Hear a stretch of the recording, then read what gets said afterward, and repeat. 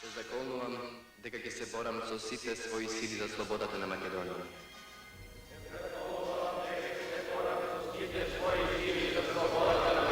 И дека ќе го дадам и својот живот ако треба во борбата за целите на организацијата.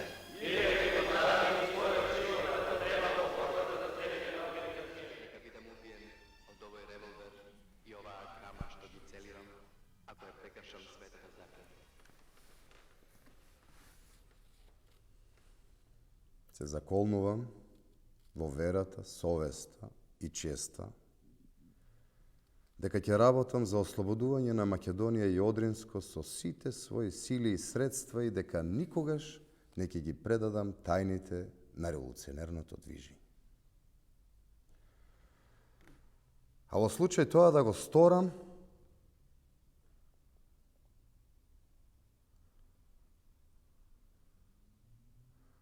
да бидам убиен со овој револвер и со оваа кама што ги целирам. Амин. Смрт или слобода за Македонија.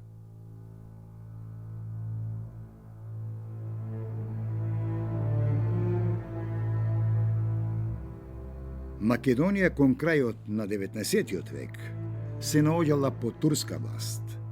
Големите европски сили со недоверба гледале кон правилното решавање на македонското прашање.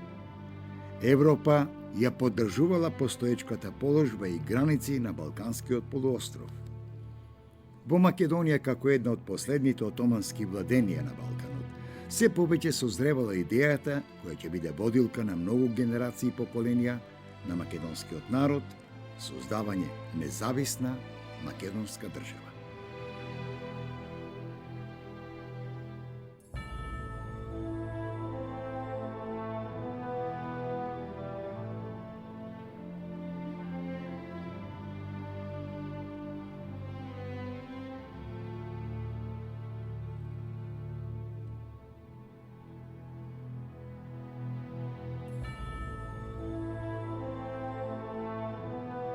Начело на тие слободарски идеали застанало македонското учителство и младата македонска граѓанска класа која била во зародиш. Тоа предизвикало нови форми и облици на организираност на македонското револуционарно движење, кој во последната деценија на 19. век се оформило во една организација која ќе стане знак за распознавање на македонскиот народ во семејството на европските народи.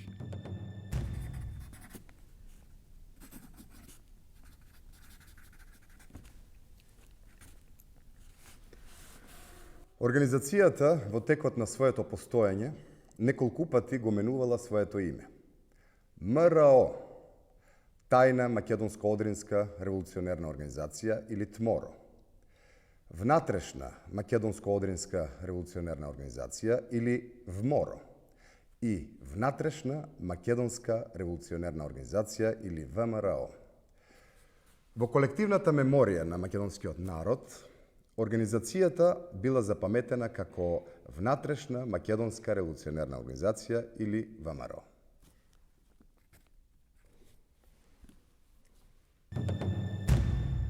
Основачи на организацијата биле 6 македонски интелектуалци. Дамјан Груев, учител од село Смилево Битолско, Петар Попарсов, професор од село Богомила Белешко, Христо Батанџиев, учител од село Гумендже Енидже Варверско, Антон Димитров, учител од село Ајватово Солунско, Христо Татарчев, лекар од градот Ресин и Иван Хаджи Николов, книжар од градот Солун. За председател на првиот централен комитет на ВМРО бил избран доктор Христо Татарчев, а за секретар Дамјан Груев. Во 1894 година бил составен уставот, а врз основа на него и правилникот на ВМРО. Според член 1 од уставот, организацијата се борела за извојување политичка автономија на Македонија и Одринско. ВМРО во својот начин на действување била и легална организација, која сметала дека ослободувањето на Македонија од турската власт треба да се случи по пат на вооружена борба. Согласно програмските документи, ВМРО била строго централизирана организација во која најголемите ингеренции ги имал Централниот комитет. Раководството на организацијата во 1894 година меѓу другите значајни одлуки решило да направи поделба на територијата на Македонија на 3 револуционерни окрузи – Солунски, Битолски и Скопски. Во првите години од формирањето, организацијата се ограничила пред се на членство од редовите на македонското учителство. Засилувањето на организацијската мрежа на ВМРО започнало со вклучувањето на уште неколку македонски интелектуалци во незините редови. Пеле Тошев, Ѓорче Петров и Христо Матов. Во 1894 година во редовите на ВМРО се вклучил и Гоце Делчев, кој станал најпрепознатнива фигура на организацијата. Во годините до Илинденското востание, Гоце Делчев го затврстил Четничкиот институт на ВМРО, која како нејзин најважен сегмент и со својот авторитет успеал да ја прошири мрежата на организацијата и до најмалите населени места во Македонија. Делчев исто така ги организирал и подготвувал каналите на ВМРО за снабдување со оружје и муниција. Во 1896 година бил одржан Солунскиот конгрес на ВМРО. На конгресот, меѓу другото, било донесено решение територијата на Македонија по незините етнички и географски граници да биде поделена на 7 револуционерни окрузи – Солунски, Битолски, Штипски, Скопски, Струмички, Серски и Одрински. Конгресот ги задолжил Ѓорче Петров и Гоце Делчев да изработат нов устав на организацијата. За членови на задграничното представништво на ВМРО, како второ тело по значајност, биле избрани Ѓорче Петров и Гоце Делчев. Од страна на членовите на Конгресот повторно била потенцирана основната цел на организацијата – вклучување на сите националности во борбата за автономија на Македонија и Одринско. Солунскиот конгрес повторно ја потврдил централизираната поставеност на организацијата на ВМРО од Централниот комитет до местните и селски комитети. По Солунскиот конгрес дошло до засилување на вооружените сили на организацијата. Биле формирани првите чети, а се започнало и со интензивно снабдување со оружје и облека. Во четите членувале борци кои се компрометирале пред отоманската власт и притоа се наоѓале во целосна илегалност. На чело на четите се наоѓале војводи кои командувале со нив.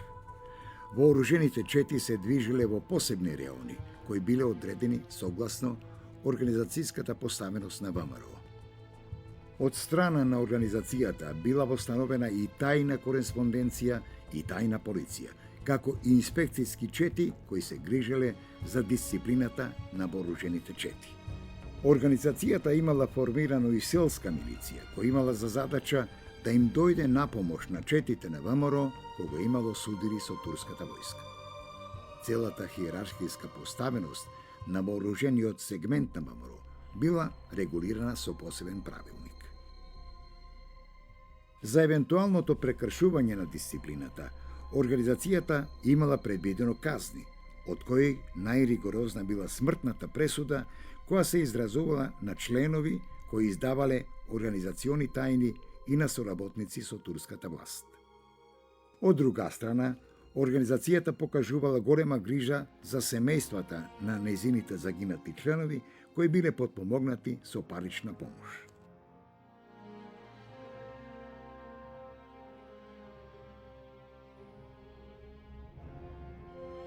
Организацијата имала повеќе извори за финансирање: членарина, доброволни прилози и финансиска помош од поимотните македонски граѓани. Најголеми финансиски средства во касата на организацијата се слеале по така нареченијата афера Мис Стон во 1901 година, кога за откупот на американската мисионерка Елен Стоун, Јане Сандански и неговите соборци успеале да издејствуваат околу 14.000 турски лири.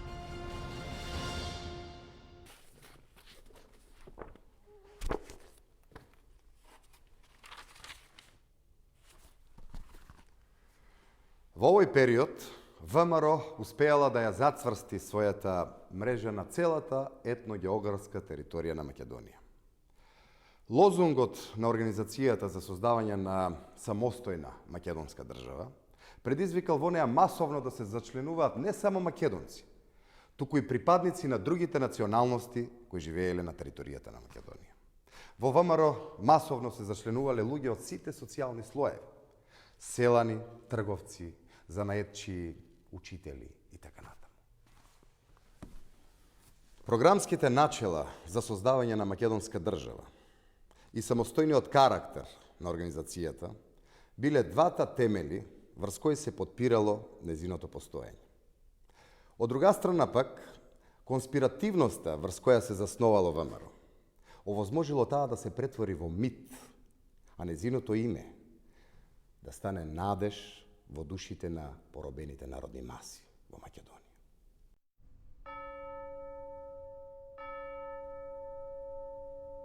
Организацијската мрежа на ВМРО останала неоткриена од турската власт се до 1896 година, кога се случила Доневата афера, која поради храброто држење на Доне Стојанов Тошев немала трагични последици.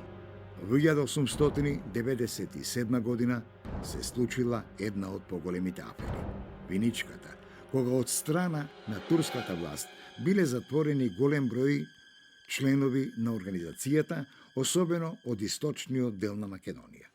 Во меѓувреме, организацијата се обидувала да ја задржи својата независност и самостојност без да потпадне под влијание на некоја од балканските пропаганди. Врховниот македонски комитет од Софија, кој бил составен пред се од македонци офицери кои се здобиле со воено образование, се обидувал да се наметне пред македонскиот народ и македонската емиграција во Бугарија како конкурентска организација на ВМРО, но во тоа не успеал. ВМРО имала целосна контрола врз нејзините окружи во Македонија. Во бескомпромисната борба за одржување на чистотата на македонското револуционерно движење и ВМРО се истакнал Серскиот револуционерен округ на чело со Јане Сандански.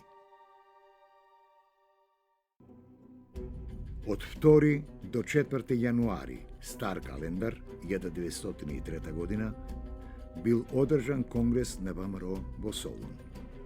По настанатите провали во организацијата, во 1901 година, кога биле затворени поголемиот дел од незините раководители, на чело на Централниот комитет успеал да застане Иван Гарванов, кој бил близок до политиката на Врховниот македонски комитет по однос на македонското прашање.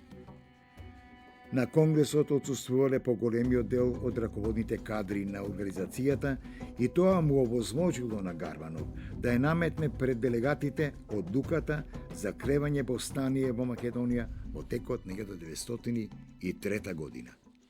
На таквата одлука се спротивставиле повеќе дејци на организацијата, меѓу кои биле Гоце Делчев, Ѓорче Петров и Пере Тошев.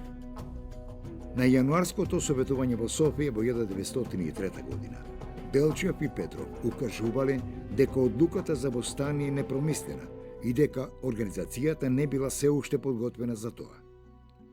За да се разубедат раководните личности, но и пониските структури на ВМРО во неисправноста на одлуката за кревање повстание, Гоце Делчев започнал мисии во сите делови на Македонија кои биле опфатени во структурата на организацијата. За таа цел во април 1903 година во Солун се сретнал и разговарал и со Даме Груев, кој што току бил излезен од заточение. Груев не се согласувал со ставот на Делчев дека повстанието е несоодветно за општествено-политичките услови во Македонија и Балканот и цврсто се залагал за кревање повстание.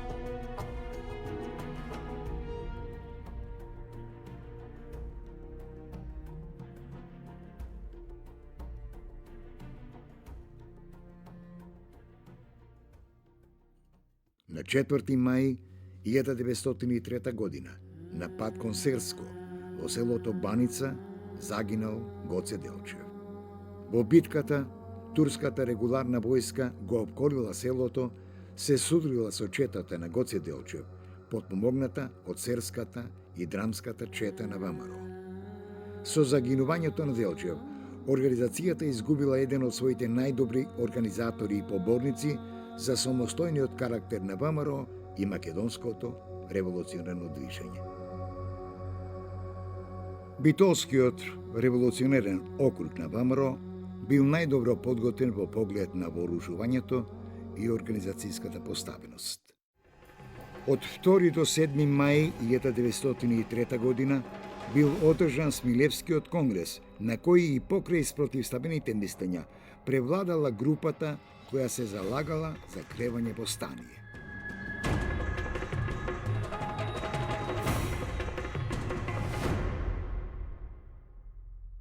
Слобода или смрт?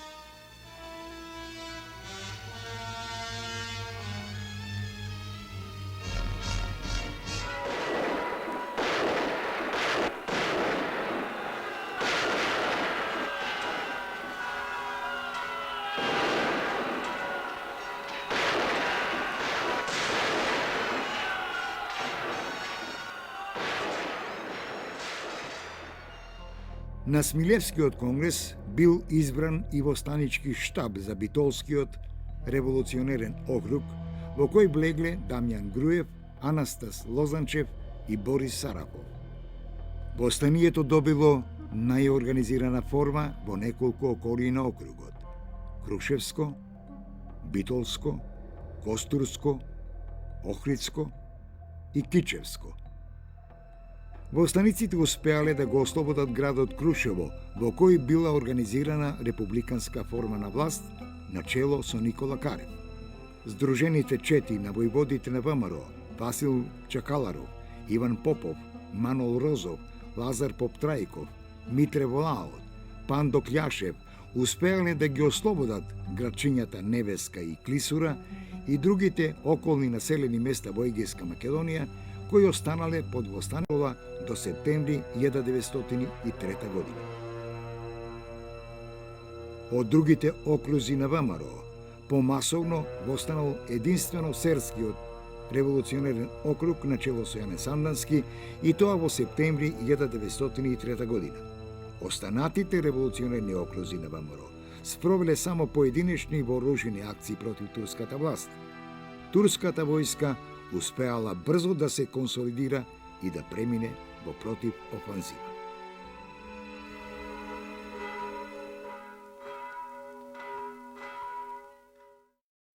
На 12. август по жестоки судири било завземено Крушево, со што престанала да постои Крушевската република. За одбрана на републиката кај местност на Мечкин камен се борела четата на војводата Питугули. Во борбите на Мечкин камен, четата на Питугули се судрила со неколку илјадна турска војска и башибозук. Отпорот на востаниците траел до вечерните часови, при што кон крајот на денот дошло до судир гради во гради меѓу Комитите и Аскерот. Во неравноправната борба загинал Питугули со неколку десетици своји соборци. Набрзо и во другите околии на Битолскиот револуционерен округ востанието било задушено.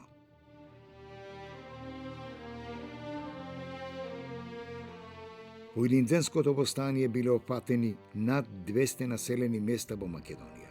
По востанието од своите родни места побегнале околу 30.000, а били убиени околу 9.000 луѓе, пред се во деловите каде што се одбивале востаничките акции.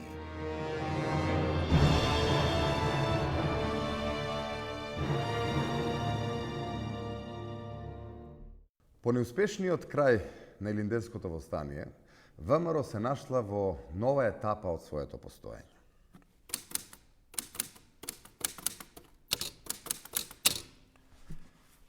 Погубните последици од востанието не ја промениле основната цел на организацијата, автономна и независна македонска држава во незините етнички и географски граници. Но во тие тешки и судбоносни денови за Македонија, најважната активност на раководителите и четите на ВМРО биле да го зачуваат високиот морал кај македонскиот народ и да му предочат дека организацијата постојано ќе биде до него дури и во најтешките мигови. Ниту безобзирните балкански пропаганди, кои се заканувале да го раскинат македонското национално ткиво, не го поколебале македонскиот народ во вербата дека ВМРО е единствениот представник на каузата за правилно решавање на македонското прашање. Сепак, по Илинденското востание, ВМРО се наоѓала во тешка криза. Под притисок на турската власт и војска, голем дел од четите се расформирале. Започнале да се водат жестоки дискусии меѓу раководните структури на организацијата за тоа кој е виновен за катастрофалниот крај на востанието. Во редовите на организацијата започнале да се прават поделби кои се заканувале да предизвикаат нејзин расцеп. За да се надмине сложената состојба, започнале да се одржуваат окружни конгреси во текот на 1904 и 1905 година, кои имале за задача да ја надминат кризата во организацијата.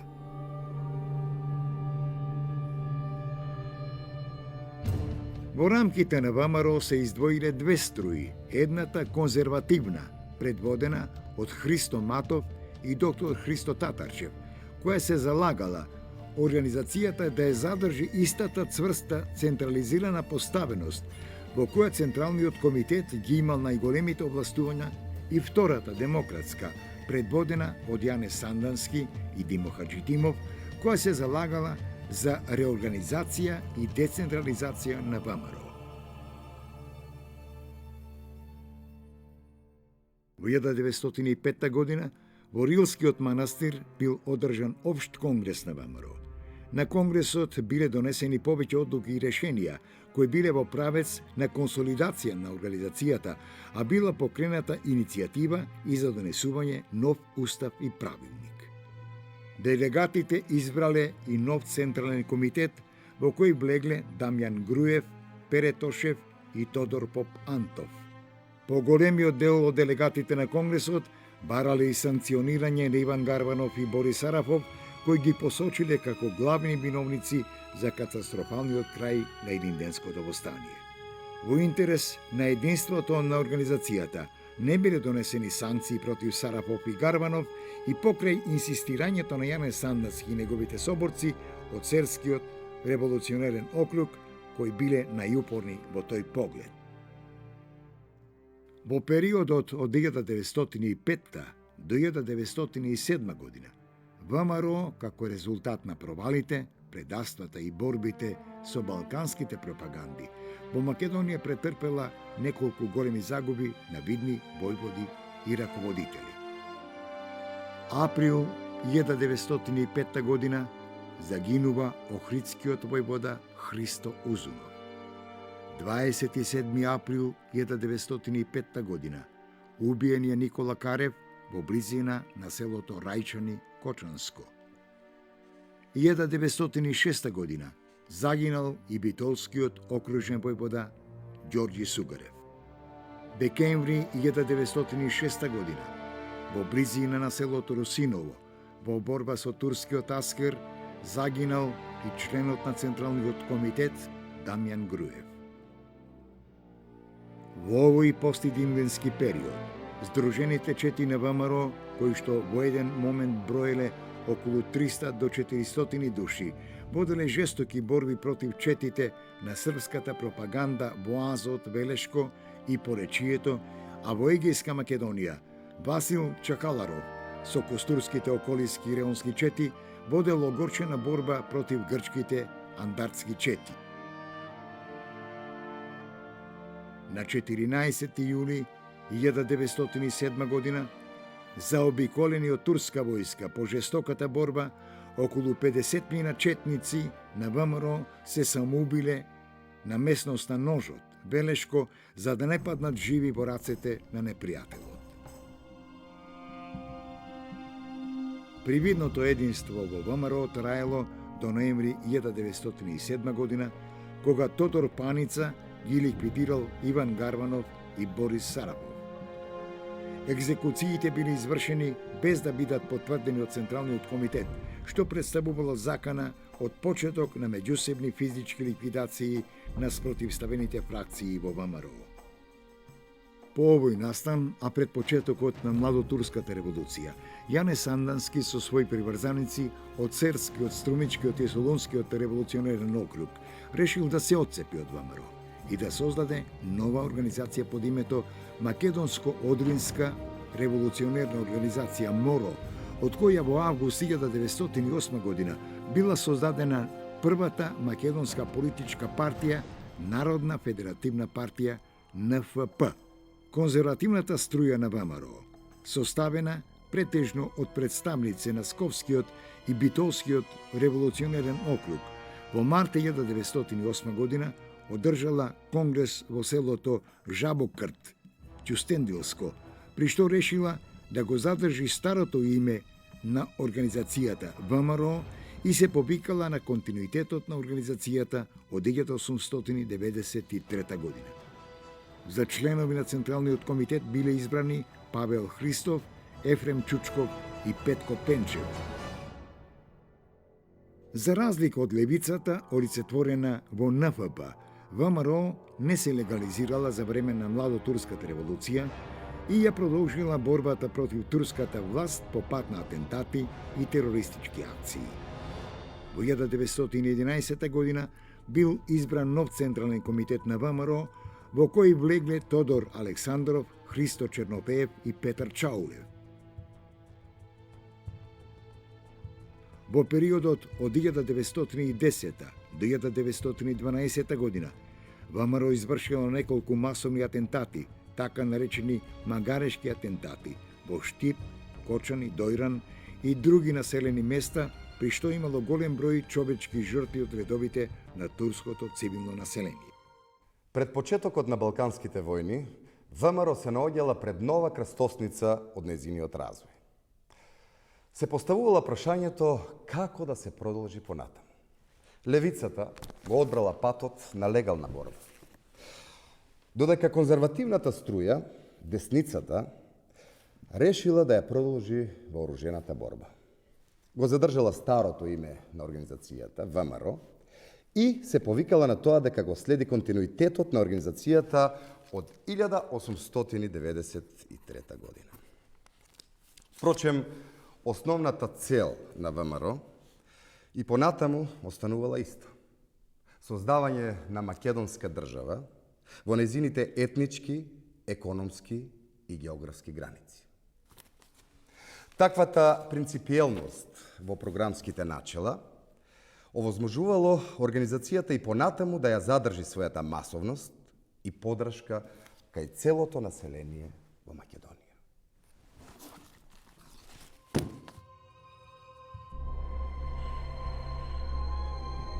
Во Балканските војни 1912-1913 година ВМРО како организација земала активно учество. Самостојни чети на организацијата во Првата Балканска војна им притекнале на помош на сојузничките војски, со надеж дека ќе дојде до ослободување на Македонија. Четите и селската милиција на ВМРО самостојно успеале да ослободат повеќе населени места во Македонија. На 10. октомври 1912 година Петар Чаулев со 300 души четници влегол во Охрид 3 дена пред српската војска. 10 дена пред доаѓањето на српската војска, четите на ВМРО го ослободиле Велес. На 25. октомври 1912 година, четите на ВМРО го ослободиле Крушево. На 30. октомври 1912 година, четата на Јане Сандански го ослободила градот Мелник. Сандански со својата чета влегол заедно со сојузничките војски во Солун. Во септември 1912 година, било формирано и македонско-одринското доброволство од поранешни четници и војводи на ВМРО, кој исто така земо активно учество во ослободувањето на Македонија од турската власт. Во 1913 година, непосредно пред и по Втората Балканска војна, ВМРО како организација учествувала во неколку бунтови и востанија против српската власт во Македонија. На 19 и 22 јуни 1913 година, Сдружените чети на Васил Чакаларов, Евстатий Ѓакон, Панајот Карамфилов, Ефтим Спространов, Петар Чаулев, Милон Ѓурилков, Христо Чернопеев, Дончо Лазаров и Диме Пинџуров, како и селската милиција на ВМРО, ги зазеле градовите Кавадарци и Неготино, кои биле слободни неколку дена. Овој настан во историјата е познат како Тиквешко востание. Во септември 1913 година било организирано македонско-албанско востание против српската власт во Западна Македонија, при што четите на ВМРО, заедно со албанските бунтовници, го ослободиле Дебар, а самостојно ги зазели и градовите Охрид и Струда. Во востанието учествувале повеќе чети на ВМРО, меѓу кои и четите на Петар Чаулев, Павел Христов и Милан Маков.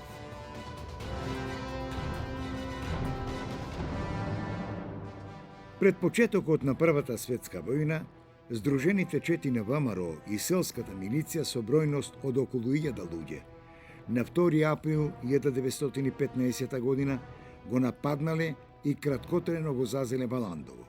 Иако нивната првобитна цел била да ги минираат мостовите на реката Вардар, кои имале големо геостратегиско значење за српската војска при незиното евентуално повлекување на југ кон Грција. Во нападот учествувале четите на Петар Чаулев, Љубомир Весов, Панајот Карамфилов, Бане Стојанов, Никола Левтеров, Тодор Петров, Туше Скачков, Христо Делчев и други.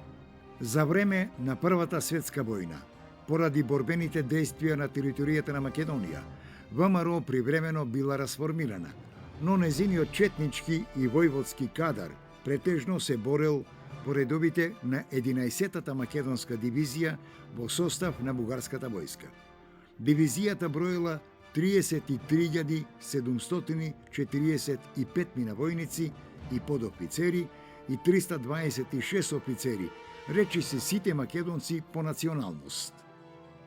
Во меѓувреме, организацијата претрпела неколку удари со загинување на нејзини видни раководители, како резултат на борбени действија, но и пресметки меѓу спротивставените струи во македонското револуционерно движење. 21 април 1915 година е убиен Јане Сандански од страна на атентатори блиски до ВМРО.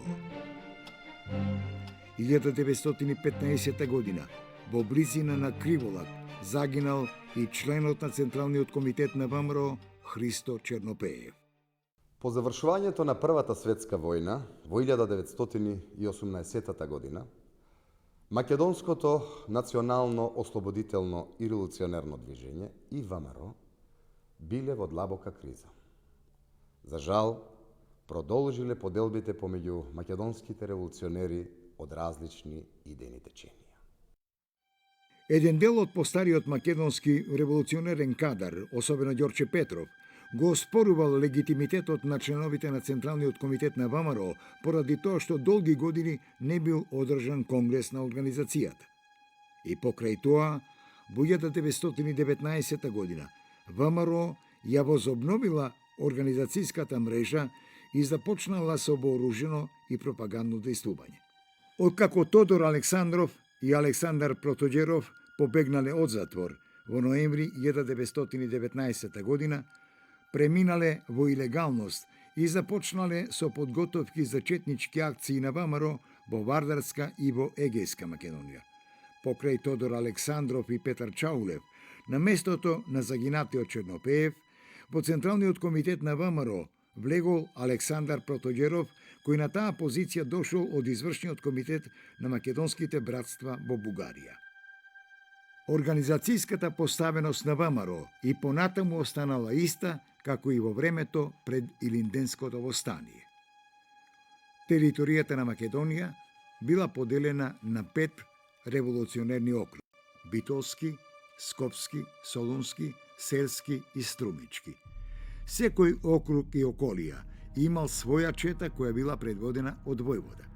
Покрај вооружените чети, во состав на ВМРО влегувала и селската милиција, која имала за задача да ги помага комитетските чети на организацијата. ВМРО го задржала и институтот за гранично представништво, во кој влегувале Георги Баждаров, Наум Томалевски и Кирил Прличев. Организацијата успеала финансиски да се консолидира благодарение на паричната помош од Италија, членските влогови, како и подкрепата од војно-офицерската лига во Бугарија, во која имало голем број македонци офицери. На 11. јуни 1920 година, Централниот комитет на ВМРО, подготвувајќи се за вооружена борба, изготвила една директива за дејноста на организацијата, која поаѓала од основната цел – автономија или независност на Македонија по незините етнички и географски граници. Поради честото повторување на принципот на автономност во програмските начела, организацијата неретко била нарекувана и ВМРО автономистичка.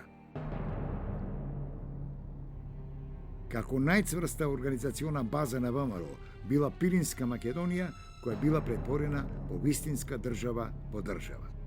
Во периодот од 1920 до 1923 година ВМРО била во целосна илегалност во Пиринска Македонија под бугарска власт.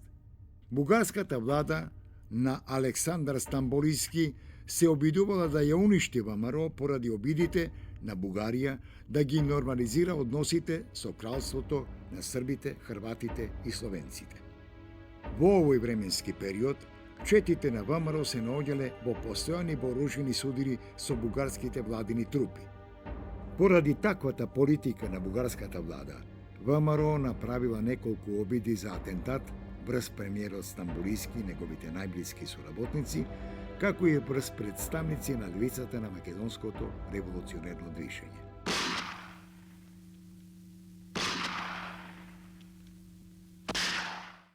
На 28. јуни 1921 година е убиен Ѓорче Петров, кој во тоа време бил председател на Комисијата за бегалци при владата на Стамболиски.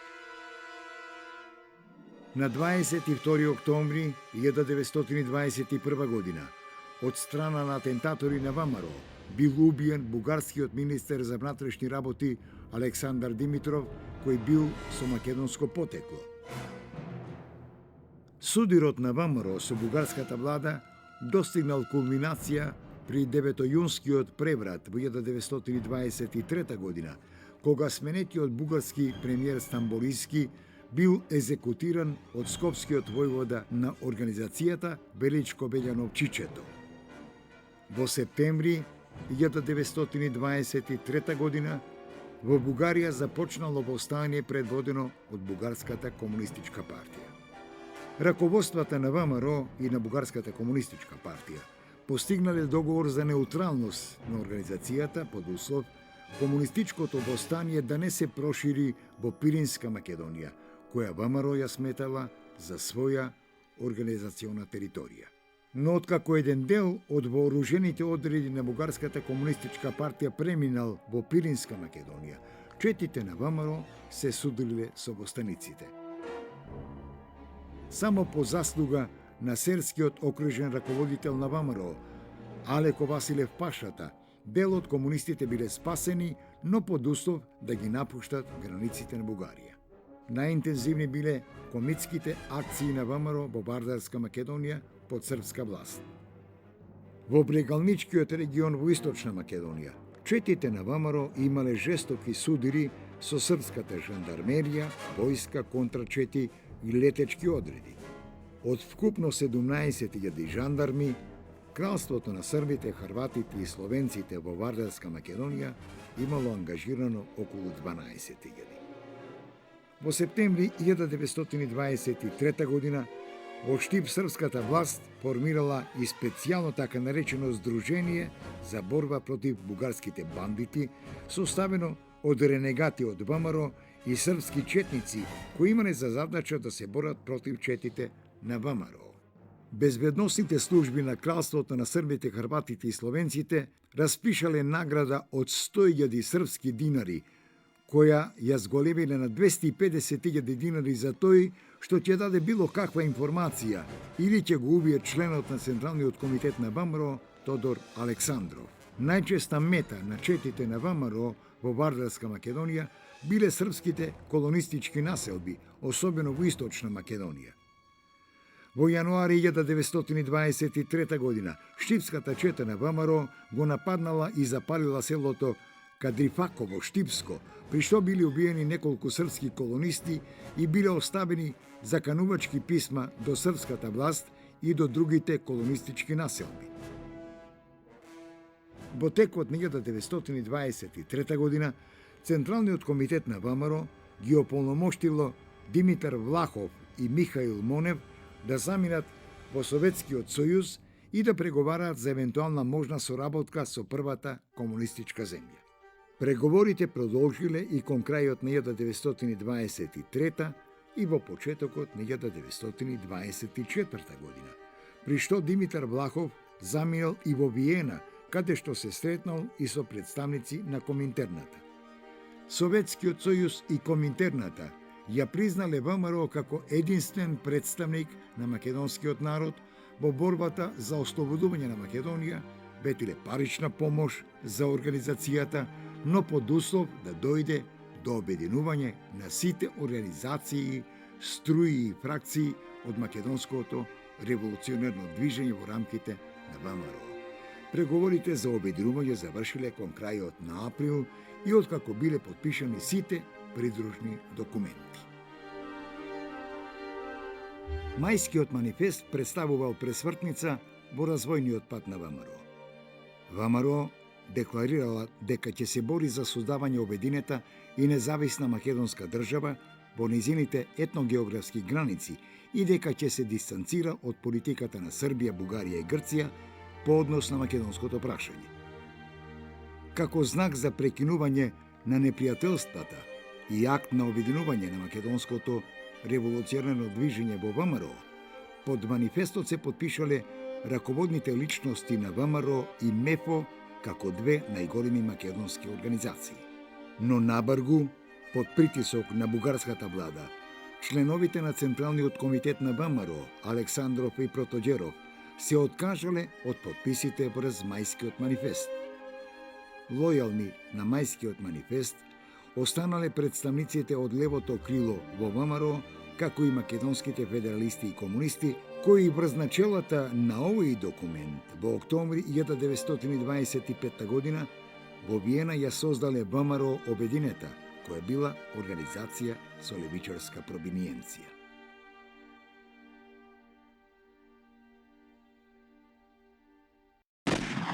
„31. август 1924 година во близина на селото Лопово биле убиени Тодор Александров и неговиот телохранител Панзо Зафиров. Иако биле познати неговите директни физички екзекутори, останала енигмата за тоа кој бил нарачател на неговото убиство.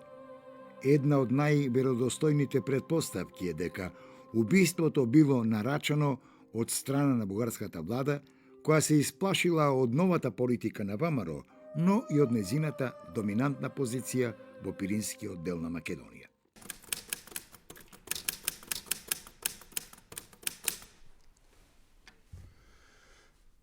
Убиството на Тодор Александров ја исправило ВМРО пред нови предизвици.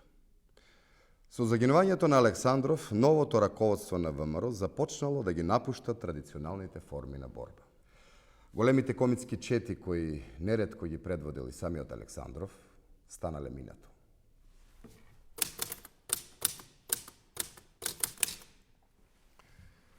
Додека Александров се наоѓал во цека на ВМРО, настојувал да го задржи самостојниот карактер на организацијата и да одржува привидно единство на хетерогените струи во неа. Впрочем, основната програмска цел, создавање на независна македонска држава, представувала обединувачка алка за сите идејни теченија на ВМРО.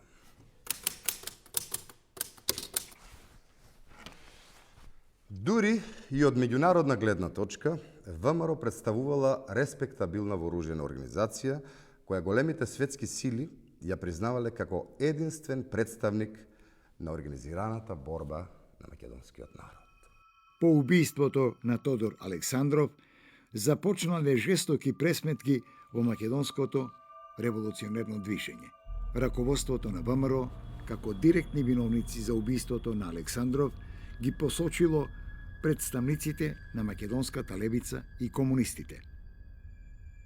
По наредба на Иван Михајлов, кој по известно време бил кооптиран во Централниот комитет на ВМРО, во текот на септември 1924 година биле убиени неколку десетици членови на македонските левичарски организации во Бугарија.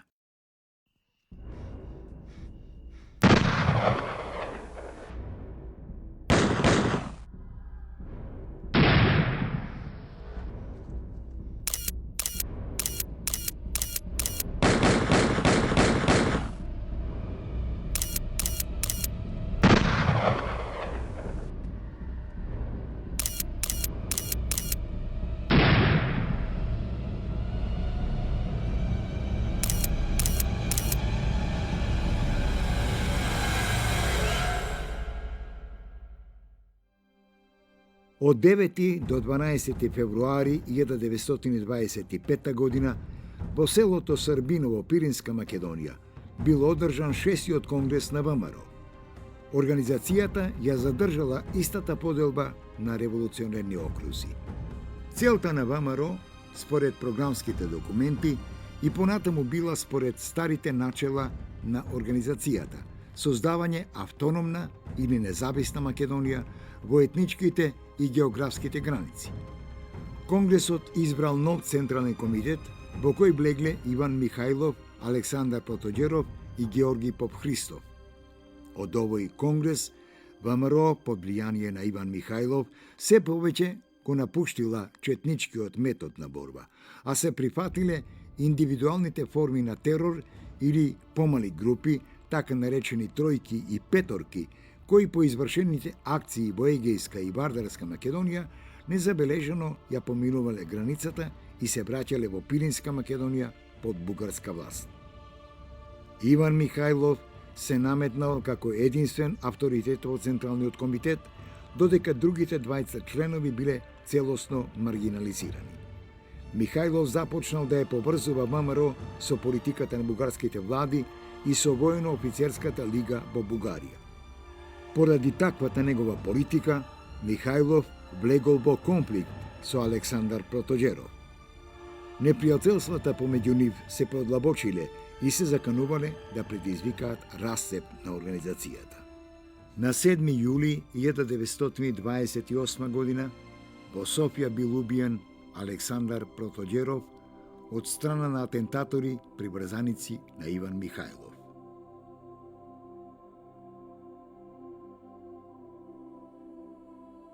По убиството на Александар Протоѓеров, ВМРО доживеал расцеп. Приврзаниците на убиениот Протоѓеров формирале посебна организација, ВМРО Протоѓеровистичка, со свој централен комитет и со печатен орган.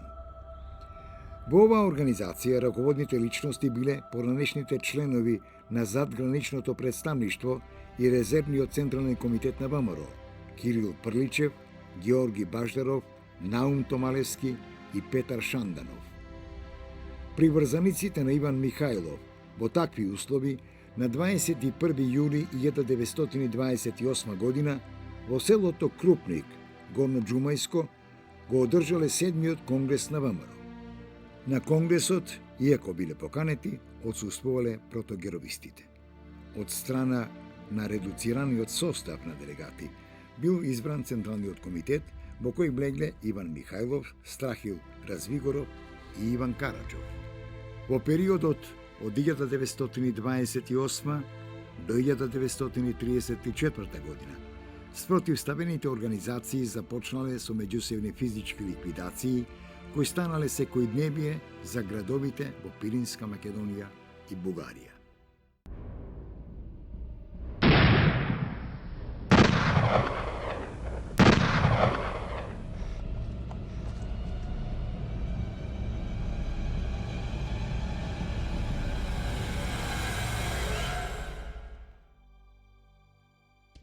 Според податоците од македонските емигрантски организации во Бугарија, во македонските братоубиства од 1918 до 1934 година загинале околу 4000 четници, војводи и атентатори на ВМРО. Покрај меѓусебните ликвидации, терористите на ВМРО извршиле голем број атентати, особено во Вардарска Македонија под српска власт. Атентатите што ВМРО ги извршила во Македонија под српска власт биле закана за мирот на Балканот. Владата на кралството на србите, хрватите и словенците постојано и се заканувала на Бугарија дека ќе окупира делови од незината територија кои според неа биле организациони бази на терористите и четите на ВМРО.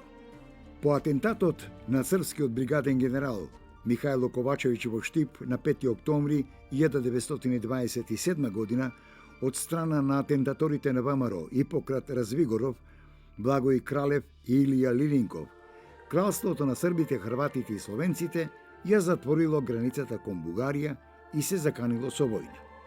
На 13 јануари 1928 година во Скопје бил убиен српскиот правен референт Велимир Прелич од страна на атентаторката на ВМРО Мара Бунева.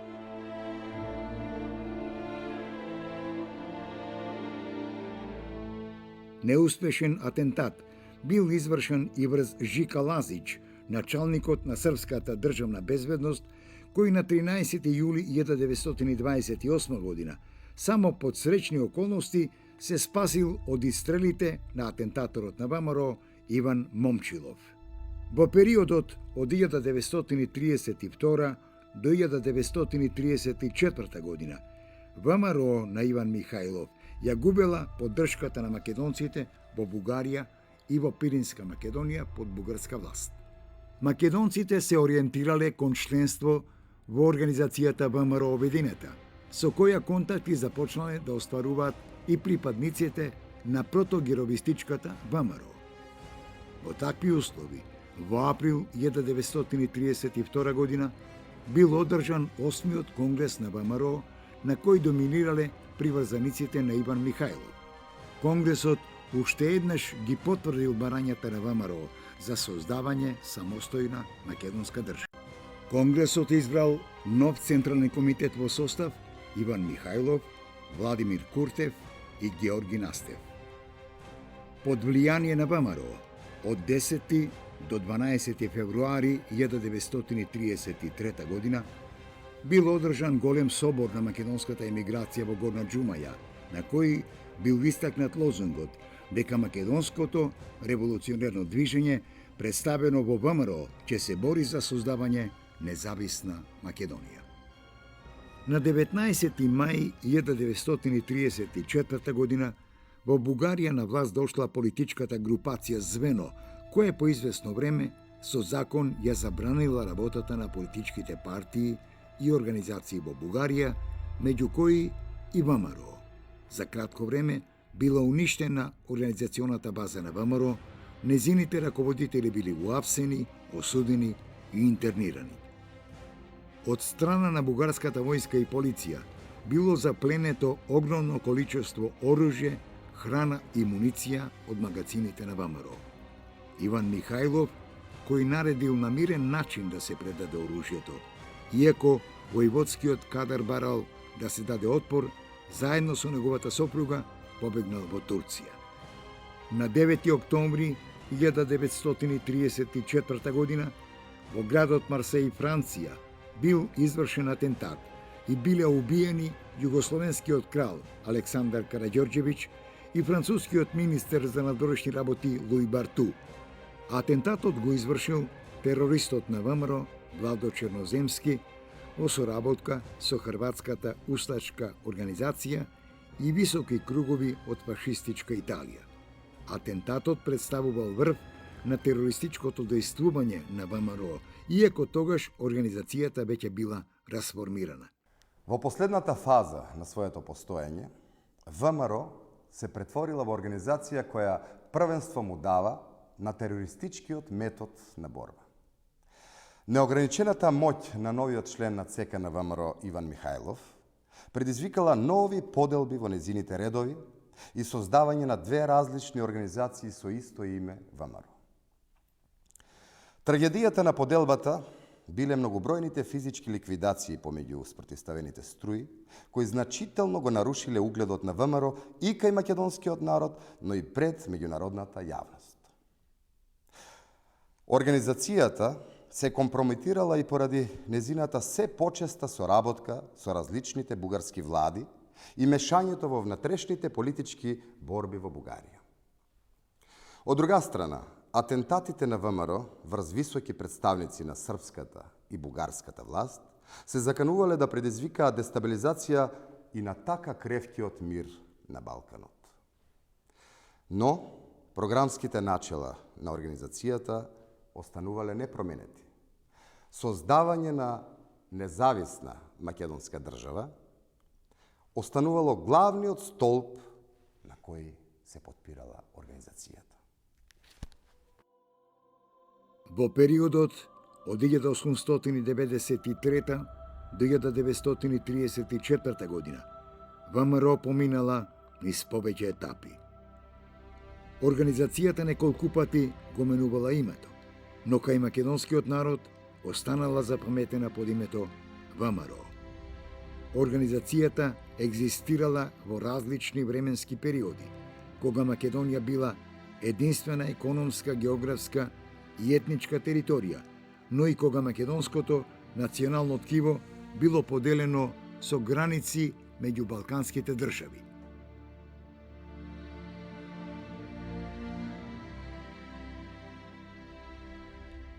Токму тоа го правило специфично и дејствувањето на оваа македонска организација. Од народна и масовна организација во време на турската власт станала полувоена и четничка организација во услови на поделби на Македонија и на крај се претворила во терористичка организација која индивидуалниот терор го довела до совршенство. Дали може да се зборува за континуитет на ВМРО во овој период од 41 година постоење? Колку и да постојат недоречености или контроверзи, раководителите на ВМРО и во најдоцната фаза од незиното постоење се повикувале на начелата на ВМРО од 1893 година. Впрочем, програмските документи од 1896 година и тие од 1905, 1925, 1928 и 1932 година биле речиси исти. Факт е дека, колку и да се разликуваше ВМРО по своите методи на дејствување во 4 децении на обстои, имаше една заедничка работа. Го држеше отворено македонското прашање пред очите на светската јавност.